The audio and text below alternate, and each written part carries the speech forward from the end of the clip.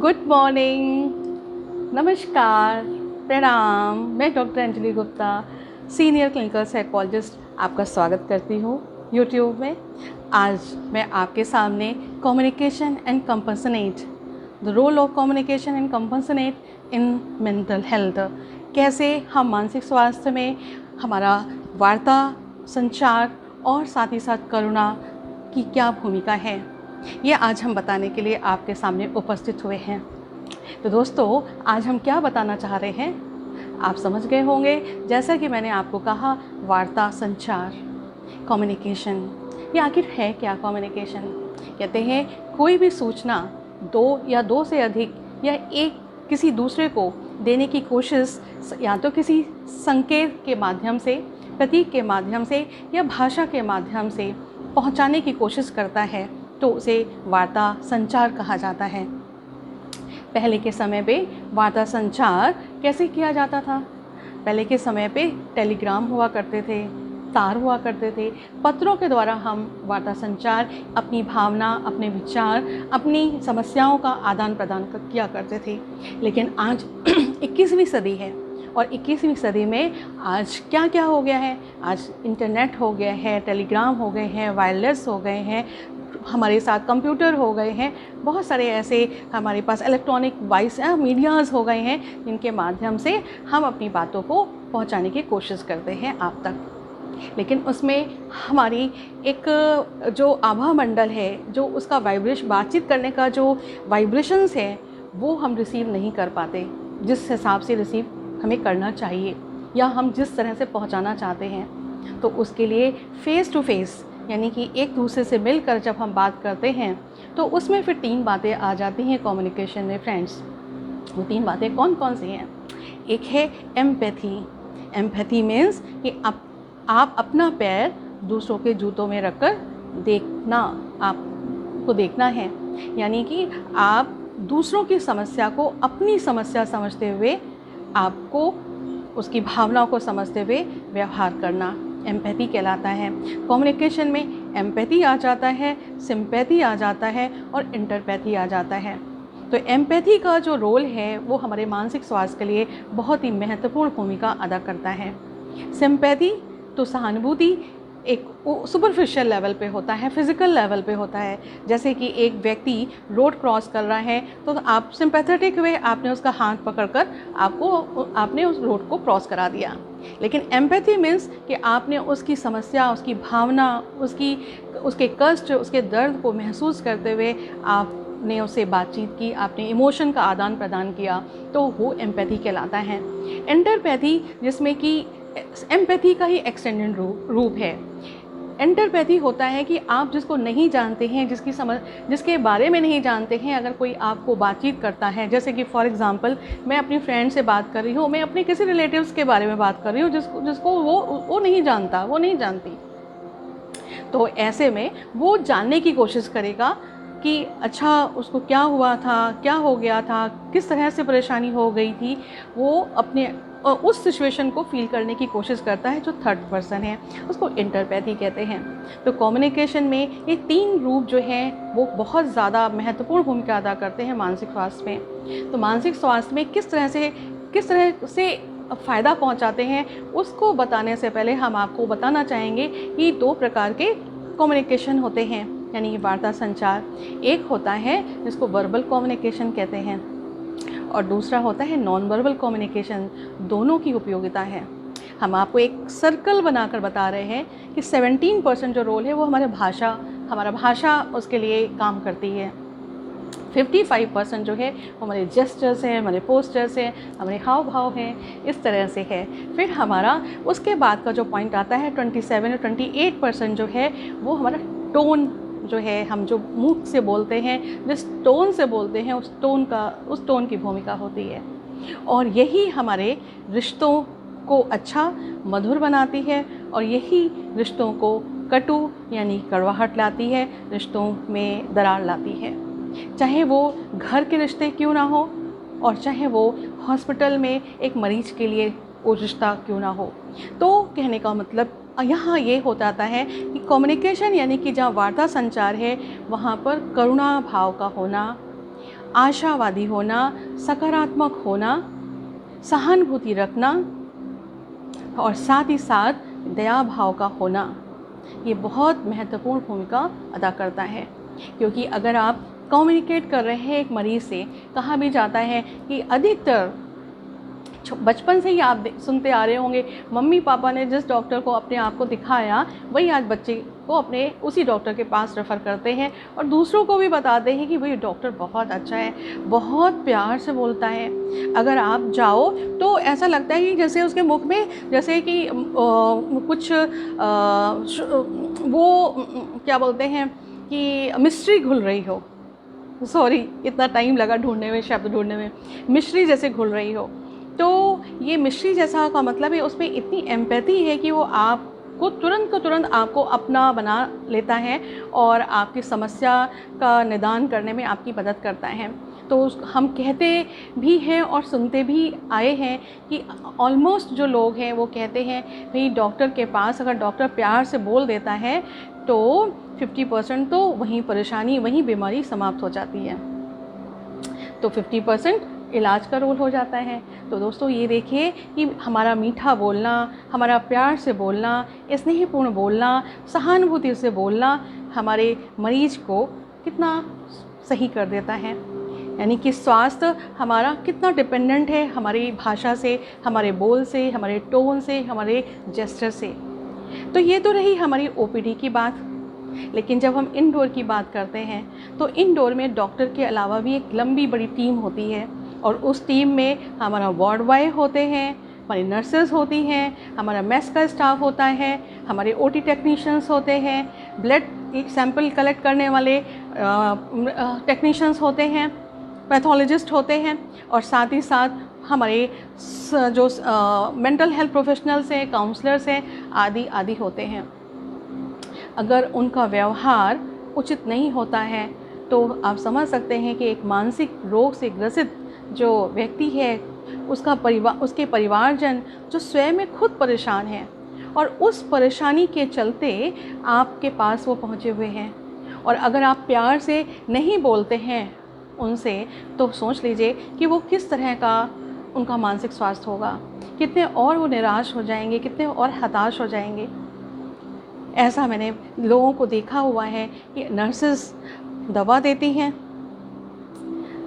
बीच बीच में उन राउंड लगाती हैं, चेक करती हैं, वार्ड बॉय भी निगरानी रखते हैं। कभी कभी कोई पेशेंट बहुत वायलेंट आ जाता है, कभी कभी पेशेंट को कोई बात अच्छी नहीं लगती है वार्ड की या हॉस्पिटल की।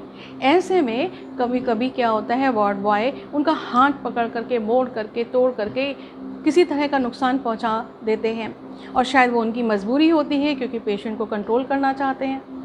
लेकिन दोस्तों ये बात समझ लेने की है कि अगर हम डॉक्टर को भगवान कहते हैं तो हमारा जो टीम है वो भी भगवान के साथ बैठने वाली टीम है। यानी कि आपने देखा होगा मंदिर में अगर शिव की बटिया रखी हुई है तो शिव के पास जो छोटी बटिया रखी होती हैं, स्टोन्स रखे होते हैं, उनको भी कहा जाता है देवी देवताएं। तो कहने का मतलब ये है कि अगर डॉक्टर भगवान हैं तो आप भी भगवान से कम नहीं हैं।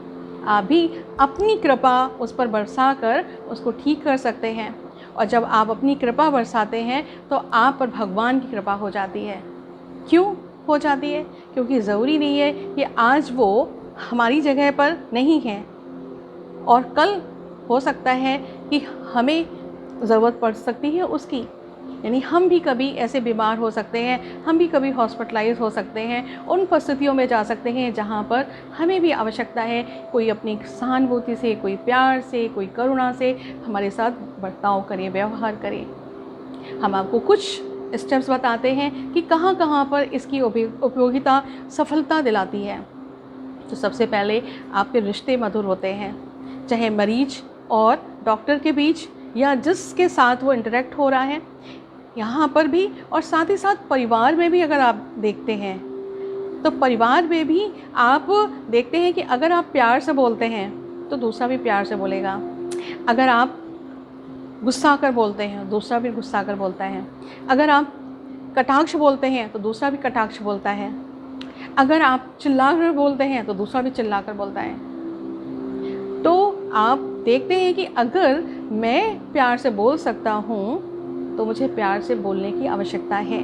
क्यों? क्योंकि प्यार से बोलने से आपको भी दूसरा रिस्पॉन्स प्यार से ही देने वाला है, जो आप स्वयं दूसरों से वही रिस्पॉन्स पाना चाहते हैं। तो जैसा हम दूसरों से रिस्पॉन्स पाना चाहते हैं वैसा मुझे दूसरों को भी रिस्पॉन्स देना होगा।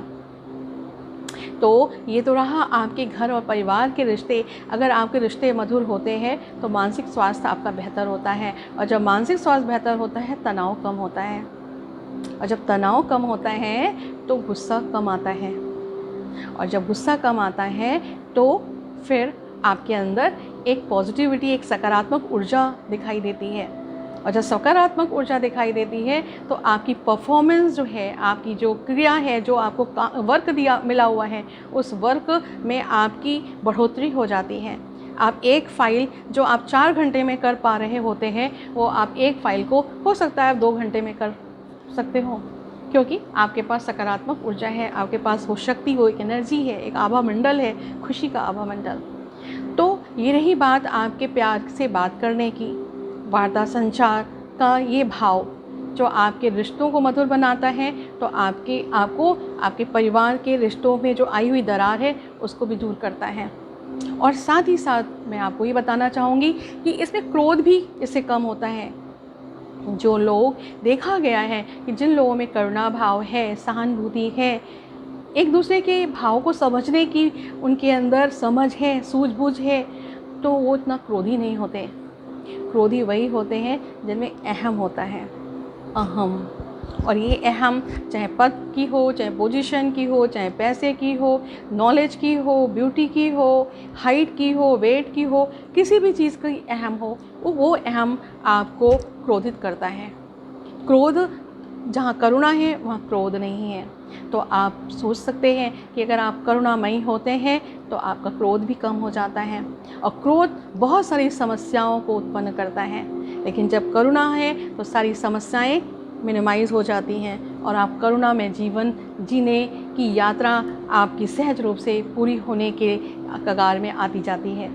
तो रही बात ये आपके क्रोध को कम करने की। फिर तीसरी बात है कि जो आपकी प्रॉब्लम्स हैं, उन प्रॉब्लम्स को, जो समस्याएं हैं, उनको सहज रूप से आप अब धीरे धीरे सहज रूप से आप उसको सफल कर पाते हैं, हल कर पाते हैं।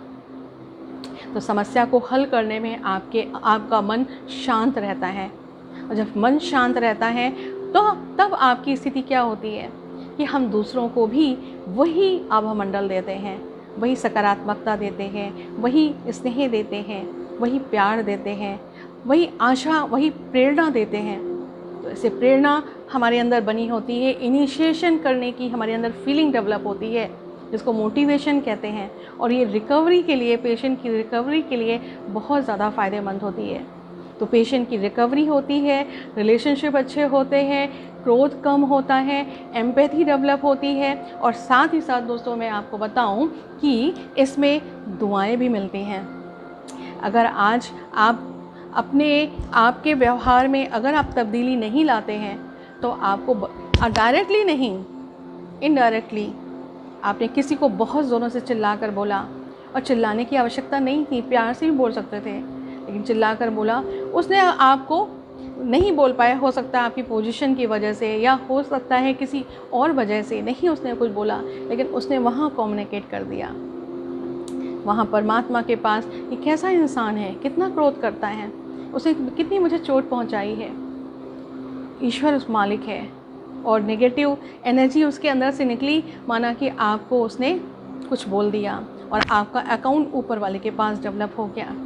तो आपको ये इस अकाउंट के बारे में भी समझना होगा कि सेविंग अकाउंट भी होता है, रिकरिंग अकाउंट भी होता है। तो सेविंग अकाउंट और रिकरिंग अकाउंट हमारे आमने सामने जो जीवन हमें मिले हुए हैं उनके साथ होता है, और हम हिसाब किताब चुकतू करते हैं, लेकिन ऊपर जो हमारा अकाउंट है वो लेखा जोखा वहाँ पर इकट्ठा होता जाता है, और उसी के हिसाब से जीवन यात्रा जो हमारी चल रही होती है उसमें सुख और दुख, ये बीमारी शारीरिक हो या मानसिक हो, या रिश्तों में उतार चढ़ाव हो, रिश्ते कटु हों, आदि सारी चीज़ें निर्भर करती हैं। तो कैसे हम, बहुत से ऐसे लोग कहते हुए पाए जाते हैं कि भाई मैं तो भाई भगवान तो नहीं हूँ, या मेरे अंदर इतनी शक्ति नहीं है, इतनी पावर नहीं है कि मैं किसी को टॉलरेट कर पाऊँ या मैं किसी को माफ़ कर पाऊँ। तो करुणा जहाँ है वहाँ पर क्षमा करना बहुत आसान होता है, और जहाँ करुणा भाव नहीं है वहाँ क्षमा करना बहुत कठिन होता है। तो दोस्तों, आप ये करुणा भाव कैसे लाएं? उसके लाने के लिए परमात्मा को याद करना, परमात्मा को ध्यान करना। जितने लोग आध्यात्मिक होते हैं उतने ही वो करुणामयी होते हैं। उनके अंदर कम तुलनात्मक तरह से उनके अंदर कंपटीशन की भावना कम होती है, ईर्ष्या कम होता है, नफ़रत कम होती है, बैर कम होता है। वो क्षमा भावशील प्रकृति के होते जाते हैं। माफ़ करना उनके डिक्शनरी में आसान होता जाता है। तो उतनी शक्ति, उतनी पावर हम कहाँ से लाएं? तो जैसे मोबाइल को चार्ज करने के लिए आप मोबाइल की में पावर कहाँ से लाते हैं? जो पूरे दिन काम करते हैं आप चार्ज करते हैं इलेक्ट्रिसिटी से। ठीक उसी प्रकार से हमारे अंदर जो चैतन्य सत्ता है उसको चार्ज करने की आवश्यकता है, और उसको चार्ज करने के लिए कोई भी देहधारी से चार्ज नहीं हो सकता, परमानेंट चार्ज नहीं हो सकता, लंबे समय तक चार्ज नहीं हो सकता। थोड़ी देर के लिए चार्ज हो सकता है कि आप अपनी बातों को कहकर हल्के हो जाएं, लेकिन पावर, आभा या वाइब्रेशंस नहीं आपको वो देने वाले, नहीं मिलने वाला जो आपको संपूर्ण रूप से संतुष्ट हो। Inner satisfaction, inner peace, inner happiness, inner quality, these are the inner qualities. और ये इनर क्वालिटीज़ तो केवल उसी के द्वारा ही मिल सकती हैं, तो उसको हमें याद करना है। तो दोस्तों, 1 मिनट सिर्फ आपसे याद कर लीजिए, और याद कर अपने जीवन में एक लक्ष्य बना लीजिए कि मुझे जीवन मिला है तो जीवन में कम से कम 2 शब्द प्यार से तो हम बोलें। हमारे पास कुछ भी देने को नहीं है, सिर्फ 2 शब्द। अपने 2 शब्द मीठे बोलने से आप श्री कृष्ण की बांसुरी बजाने जैसे आपकी चर्चा पूरे समाज में, पूरे परिवार में होने वाली होगी, और आपको वो सारे जो वाइब्रेशंस देंगे वो ही जीवन को स्वस्थ रखेंगे। मानसिक स्वास्थ्य आपका ऊंचा होगा, सेल्फ इस्टीम आपकी बड़ी होगी, कॉन्फिडेंस बढ़ा हुआ होगा, हैप्पीनेस इंडेक्स आपका बढ़ता हुआ दिखाई देगा। तो चलिए 1 मिनट के लिए आप मेरे साथ आप भी मेडिटेट कर लें। करना चाहते हैं, नहीं करना चाहते हैं, करिए। नहीं भी करने का दिल करता हो फिर भी आपको 1 मिनट बैठना है कंसंट्रेट होकर। तो चलिए, ये मेडिटेशन चलते, उठते, बैठते किसी भी पोजीशन में किया जा सकता है। आओ चले इनर जर्नी की ओर, आंतरिक यात्रा। अपने बुद्धि को, अपने मन को चारों तरफ से हटाते हुए अपने मन को विचार दें कि तुम एक चैतन्य सत्ता हो, परमात्मा सत्ता, एक ज्योति हो, एक प्रकाशमय हो, शरीर को चलाने वाली आत्मा भ्रकुटी के बीच में विराजमान।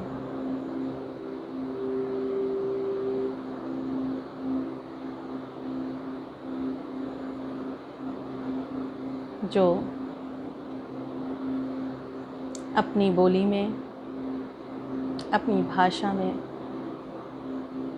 अपने जेस्चर्स और पोस्चर्स में, अपनी टोन में सहजता, सरलता, मधुरता,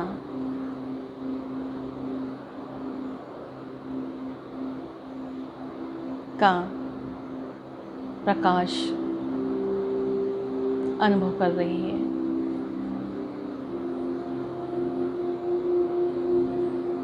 परमपिता परमात्मा अपने प्रकाश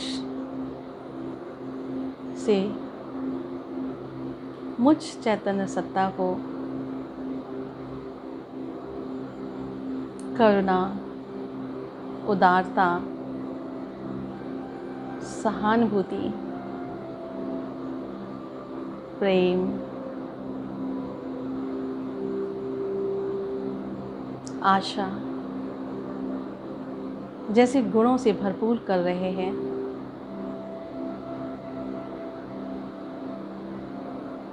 मैं सकारात्मक हो रही हूँ।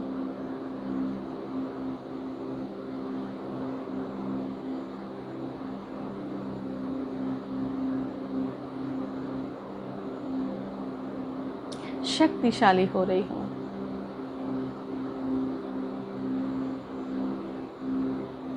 आत्मविश्वासी हो रही हूँ।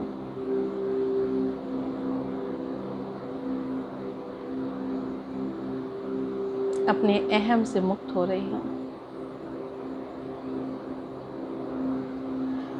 मेरे अंदर करुणा, दया, उदारता, मधुरता, क्षमा भाव,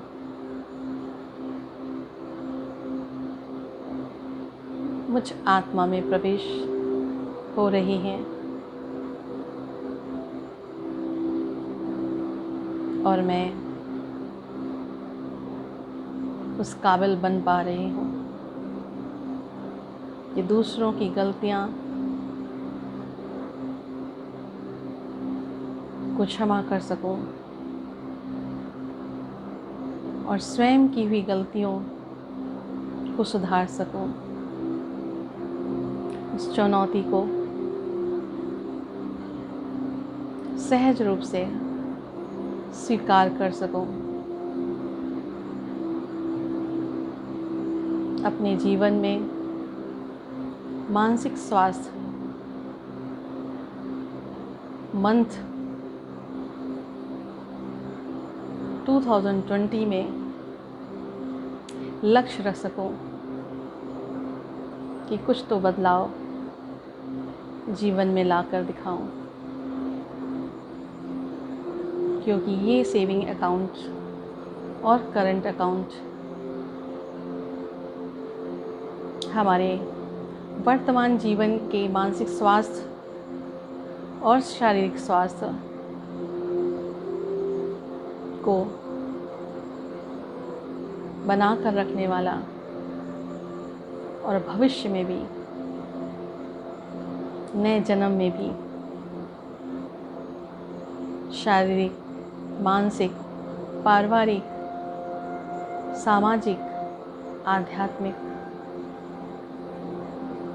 सारे स्वास्थ्य को वरदान के रूप में प्राप्त कर अपने जीवन को सफल बनाने